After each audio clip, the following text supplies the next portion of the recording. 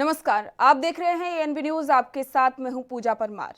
3 बजे 3 बड़ी खबरों से आपको रूबरू करवाएंगे, लेकिन सबसे पहले बात करेंगे बिहार की, जहां आज शाम को 4:30 बजे नीतीश कुमार की ताजपोशी होने वाली है और डिप्टी सीएम के पदों पर चल रहा सस्पेंस भी खत्म हो गया है। हालांकि इस शपथ ग्रहण समारोह का आरजेडी ने बायकॉट कर दिया है, इस पर चर्चा करेंगे आगे। इसके बाद बात करेंगे अलीगढ़ की, जहां पर दिन दहाड़े गोली मारकर एक बुजुर्ग की हत्या कर दी गई, और आखिर में बात करेंगे बेटियों की, जिन पर एसिड अटैक के मामले थमने का नाम नहीं ले रहे हैं। तो चलिए इन तमाम खबरों पर विस्तार से चर्चा करते हैं।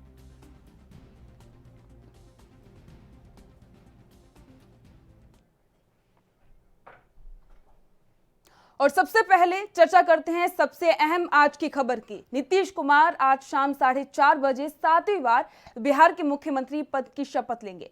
बिहार के राज्यपाल फागू चौहान नीतीश कुमार को पद और गोपनीयता की शपथ दिलवाएंगे।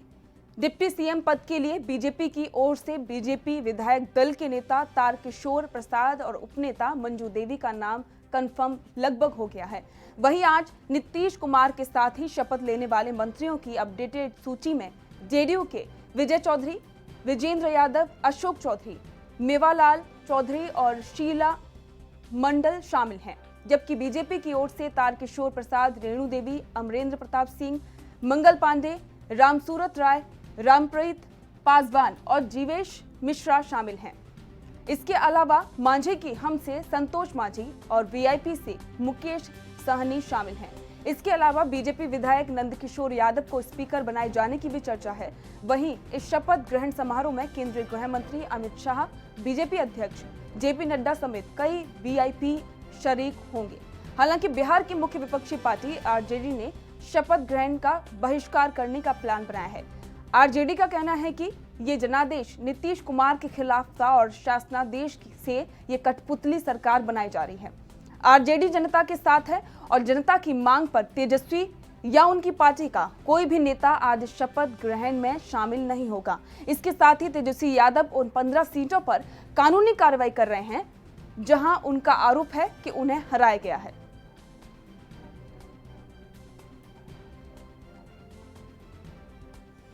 आपको बता दें कि आज एक बार फिर से बिहार में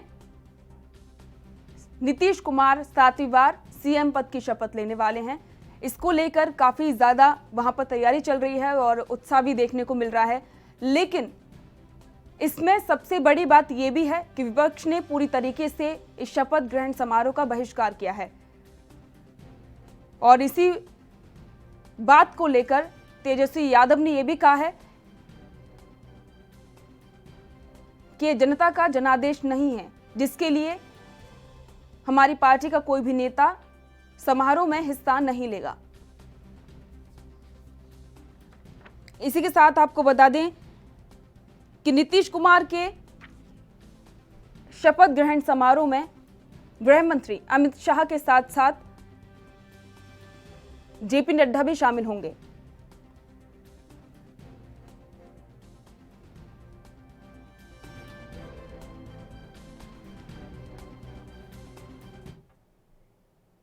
और पटना से हमारे सहयोगी मिथिलेश मिश्रा लाइव जुड़ चुके हैं। मिथिलेश, पूरी तरीके से तैयारी चल रही है, लगभग पूरी हो चुकी है, कैसा माहौल देखने को मिल रहा है इस वक्त?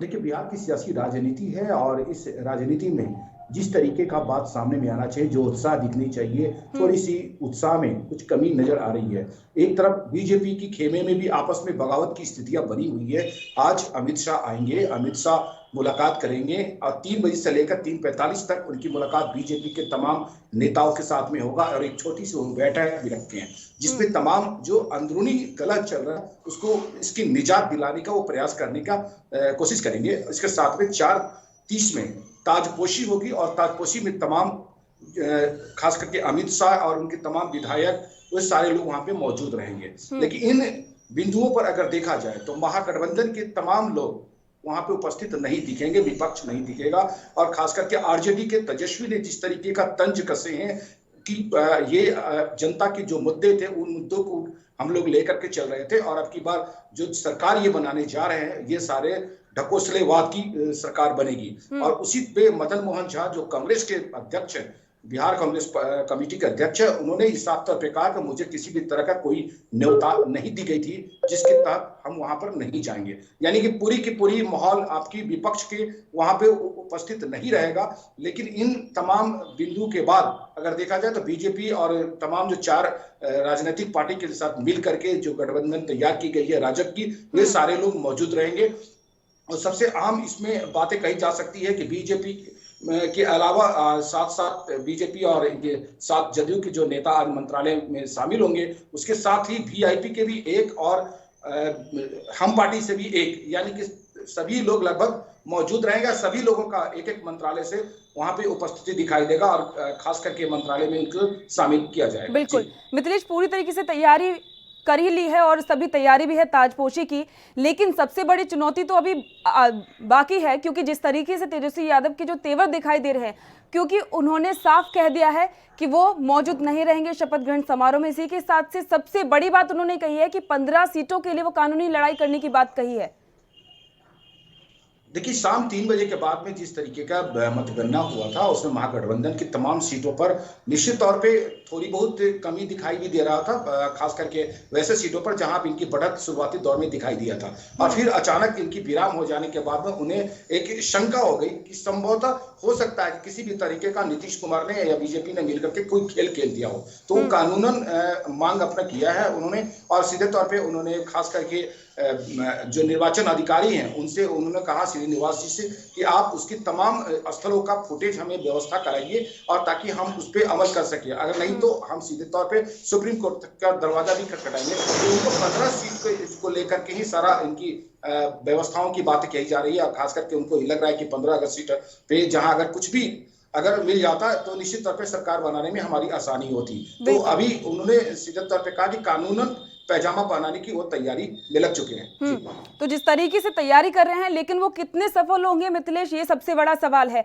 क्योंकि साफ तौर पर बातें बहुत सारी होती हैं, लेकिन ये भी बातें होती हैं कि जब भी हार हुई है, जब से महागठबंधन में कम जो है उसको सही से बहुमत नहीं मिल पाए, तब से यही बातें सामने आ रही हैं कि पूरी तरीके से हार का ठीकरा या तो कांग्रेस पर फोड़ा जा रहा है या फिर ईवीएम पर फोड़ा जा रहा है। देखिए, सीधे तौर पे कहें कि अगर शुरुआती दौर की बातें कर ले, जिस तरीके से महागठबंधन का टीम तैयार हुआ था, उसमें कांग्रेस और साथ में हम और वीआईपी सब लोग शामिल थे। उस समय जब मौर्या होटल में बैठक हुई थी तो उसमें लग रहा था कि इनकी बैठकों में कोई जान है, लेकिन अचानक वीआईपी के मुख्य सानी बाहर। बिल्कुल, बहुत सारे सवाल तो हैं, और इसी के साथ में जब से थोड़ी सी गहमा गहमी शुरू हुई थी, और अब आज साफ तौर पर यही तय हो चुका है कि अब एनडीए की ही बिहार में सरकार बनने जा रही है, और आज ताजपोशी होगी सीएम नीतीश कुमार की। शुक्रिया मिथिलेश तमाम जानकारी के लिए।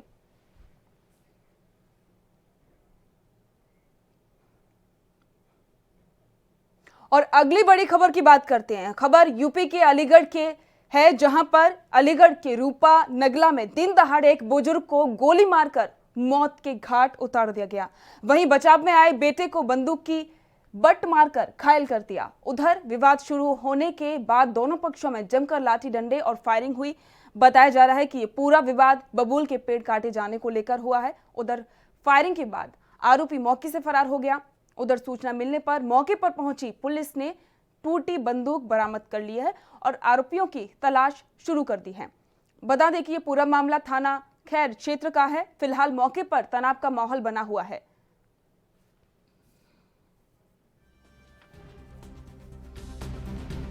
आपको बता दें कि यूपी के अलीगढ़ के रूपा नगला में दिन दहाड़े एक बुजुर्ग की हत्या कर दी गई।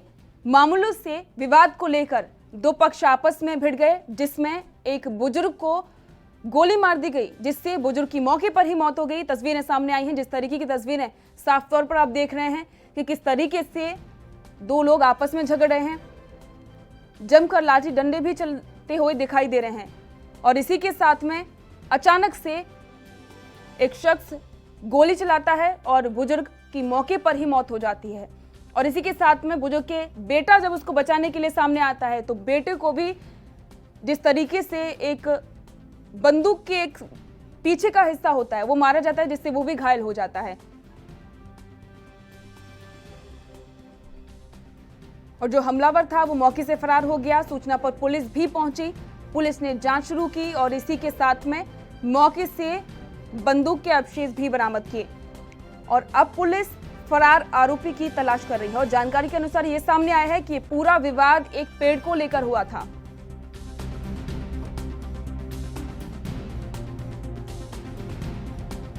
ये पूरी तस्वीरें सामने आई हैं, दोनों ही पक्षों के विवाद की ये तस्वीरें साफ तौर पर देखी जा सकती हैं, जिसमें दो पक्षों में जमकर विवाद होता है और इतने में एक शख्स गोली मार देता है।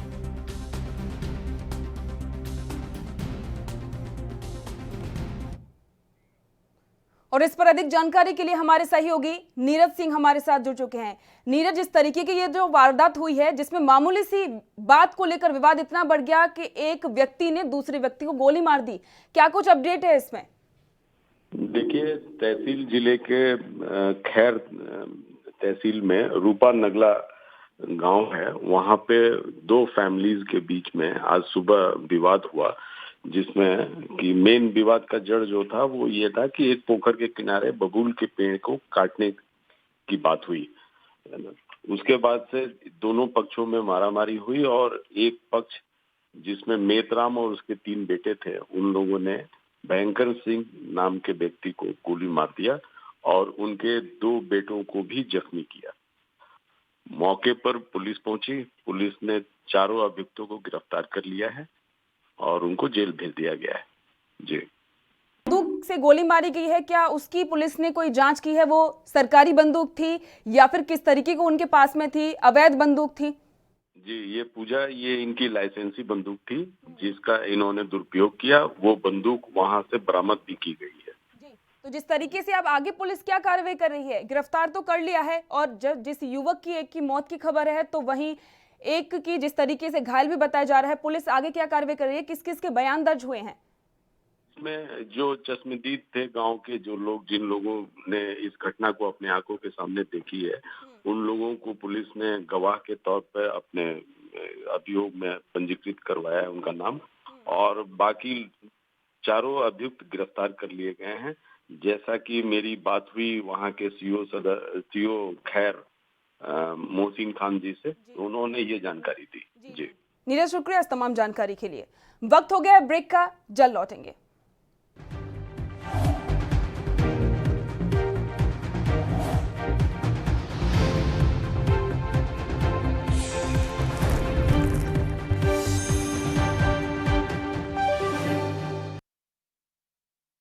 क्या आप दुबले पतले कमजोर हैं? आपकी सेहत नहीं बनती, भूख कम लगती है, वजन नहीं बढ़ता।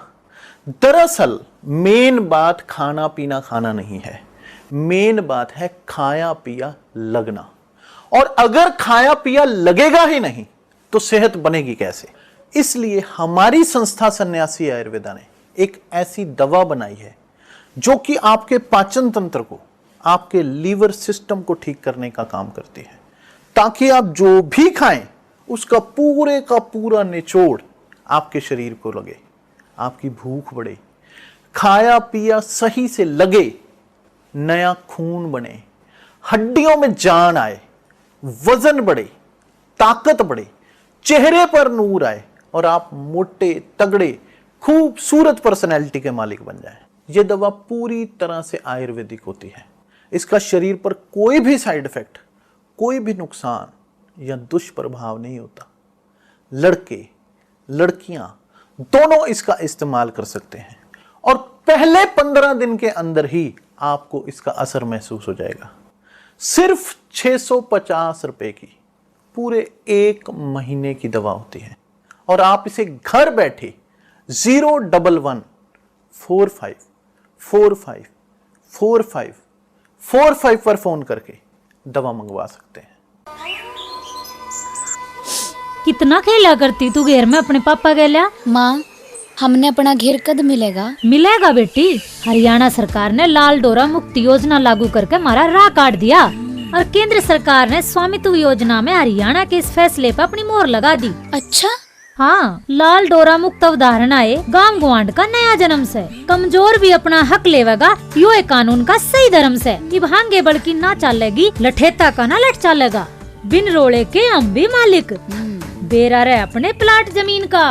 घर होया चाहे घेर गितवाड़ा, लाल डोरे ते सही होगा। रजिस्ट्री होके खरीद फरोख्त पर भरम मिटेगा। फिर उस पे तो लोन भी मिल पाओगा। अच्छा, मैं आपने एक बात बताऊं? बोल लाडो। हरियाणा सरकार ने ग्राम दर्शन वेब पोर्टल खोल के पंचायत पे साइबर फेस दे दिया। अब शिकायत हो चाहे सुझाव किसी का, सीधा सही मंच तक जाकर पहुंचेगा।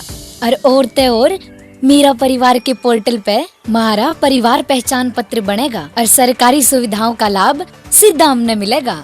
तो किसा लिखड़ा यो साल भाई, चोखा लिखड़ा पहला साल। शासन से सपनों को साकार कर रहे हो।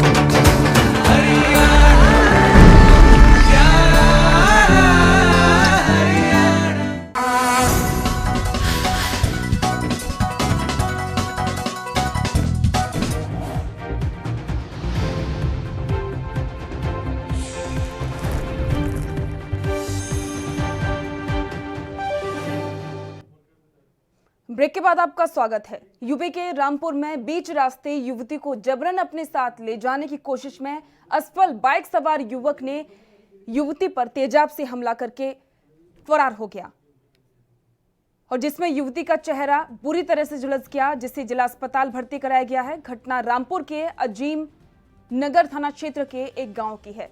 शनिवार देर शाम बाइक सवार युवकों ने एक युवती को जबरन बाइक पर बिठाने की कोशिश की, लेकिन युवती ने इसका विरोध कर दिया। विरोध से बौखलाए युवकों ने युवती पर तेजाब फेंक दिया। पीड़िता के पिता ने पुलिस को घटना की तहरीर देते हुए बताया कि उनकी बेटी घर से पड़ोस में जा रही थी। इसी दौरान बाइक पर 3 युवक आए जिन्होंने अपने मुंह ढक रखे थे।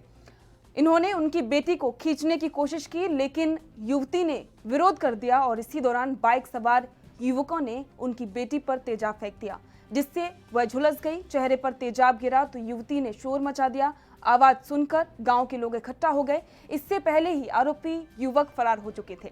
तुरंत घटना की सूचना पुलिस को दी गई। उधर अपर पुलिस अधीक्षक अरुण कुमार सिंह ने बताया कि लड़की केमिकल से जली हुई है। फिलहाल अभी हम छानबीन कर रहे हैं।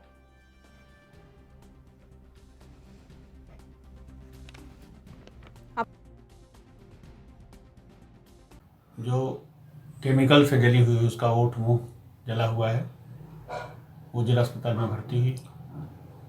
इस सूचना पर पुलिस पीड़ित के परिवार से जनों से संपर्क करती है, उनके गांव जाती है। परिजनों ने बताया कि पड़ोसी के घर जाते समय किसी अज्ञात व्यक्ति ने ऐसा किया है, लेकिन जो घटनास्थल बताया वहाँ कोई इस तरह का सबूत नहीं मिला। घर में छानबीन के दौरान जरूर कुछ केमिकल जमीन पर गिरा हुआ उस तरह से बरामद हुआ, जिसकी पुलिस ने वीडियो फुटेज बना ली है और जिला अस्पताल में लड़की का उपचार चल रहा है। डॉक्टर से भी मेरी बात हुई, उन्होंने भी बताया खतरे के बाहर है, लेकिन परिजनों ने अभी तक कोई तहरीर नहीं दी। किंतु पुलिस को सूचना जैसे भी प्राप्त हो गई है, हम इसमें छानबीन में निरंतर लगे हुए हैं और जल्द ही इस बात का अनावरण करेंगे कि घटना कैसे हुई।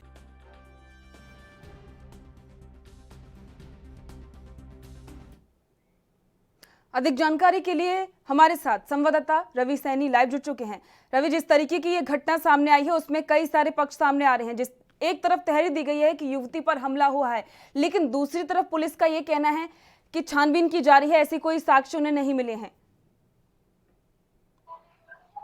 जी मैं बताना चाहूंगा कि जिला रामपुर के थाना अजीम नगर गांव के एक गांव हरेटा पड़ता है, उसकी घटना है जिसमें कि पीड़ित के परिजनों ने थाने अजीम नगर में जाकर के कुछ लोगों के अज्ञात में रिपोर्ट दर्ज कराई है, जिसमें कि उधर पुलिस अधीक्षक महोदय से हमने जानकारी ली मामले की। तो उन्होंने बताया कि हम घटना स्थल पर पहुंचे और तुरंत जाने के बाद वहां पर देखा तो ऐसी कोई भी साक्ष्य, कोई भी तेजाब जैसी एसिड का कोई मामला सामने नहीं आया है। लेकिन वहीं पीड़ित के परिवारों से बात की, पीड़ित के घर पे जब जैसे ही फोर्स पहुंचती है तब देखा जाता है कि पीड़ित के घर के अंदर कुछ केमिकल के तथ्य पाए जाते हैं, जिसकी जांच कर में अब पूरी तरीके से पुलिस प्रशासन इन्वेस्टिगेशन में जुड़ा है। जी पूजा जी। तो जिस तरीके से ये सारा मामला दो तरीके से देखा जा रहा है, अब किसकी मानी जाए रवि, पुलिस की मानी जाए या फिर जो परिवार बात कर रहा है कि बेटी के साथ में जो भी कुछ युवकों ने उस पर हमला किया है उसकी मानी जाए?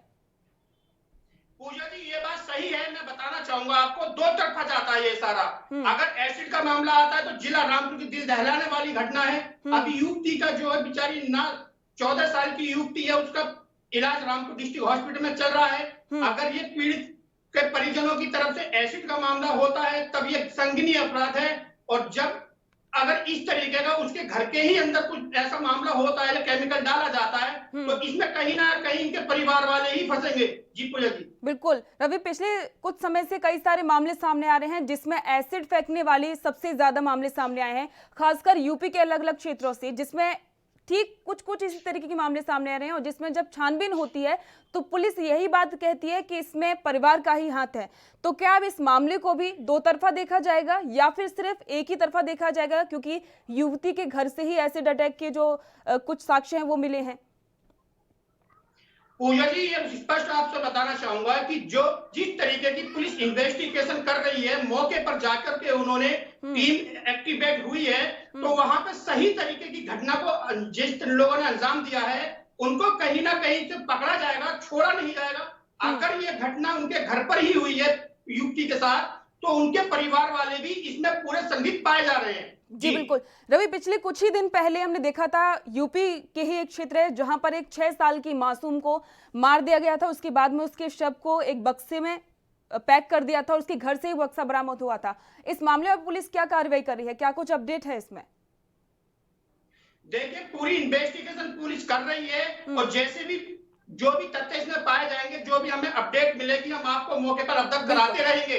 बिल्कुल रवि, बात की जाती है योगी सरकार की, वो लगातार दावे कर रहे हैं कि बेटियां यूपी में सुरक्षित हैं, कई सारे नए कानून बनाए गए हैं, इसी के साथ में सबसे ज्यादा जो मिशन शक्ति है वो भी यूपी सरकार ने लागू किया है। तो ये मिशन शक्ति अभी तक कहां पर पहुंचा है, क्या कितना ज्यादा सक्सेसफुल है? देखिए मैं पूजा जी बताना चाहूंगा, मिशन शक्ति एक सक्सेसफुल कार्यवाही है। जो जिस तरीके से मिशन शक्ति यहाँ पे लागू किया गया है पूरे उत्तर प्रदेश में, योगी मोदी पूरे देश प्रदेश में जो है इस तरीके अपराधों की घटनाओं को शांत करने के लिए लगे पड़े हैं। लेकिन कहीं ना कहीं ऐसे अपराधी भी निकल के आ रहे हैं जो उनको कहीं बिल्कुल भी खौफ शासन या प्रशासन का नहीं है। अगर ये किसी भी तरीके का इल्जाम आता है कि युवती के ऊपर 3 लोगों ने एसिड फेंका है, 3 लोगों अज्ञातों के खिलाफ मुकदमा दर्ज कराने की तहरीर दी गई है, तो इसमें बड़ी कार्रवाई की जाएगी। बिल्कुल रवि, शुक्रिया इस तमाम जानकारी के लिए। आपको बता दें कि एक खबर यूपी से ही थी जहां पर इस मामले को दो तरीके से देखा जा रहा है। एक तरफ ये बात सामने आ रही है कि कुछ युवकों ने युवती पर एसिड अटैक किया है, जबकि एक बात ये भी सामने आ रही है कि उसके घर पर ही अटैक हुआ है। इसी के साथ में इस बुलेटिन में फिलहाल इतना ही। देश दुनिया की तमाम खबरों को जानने के लिए देखते रहिए ANB न्यूज। नमस्कार।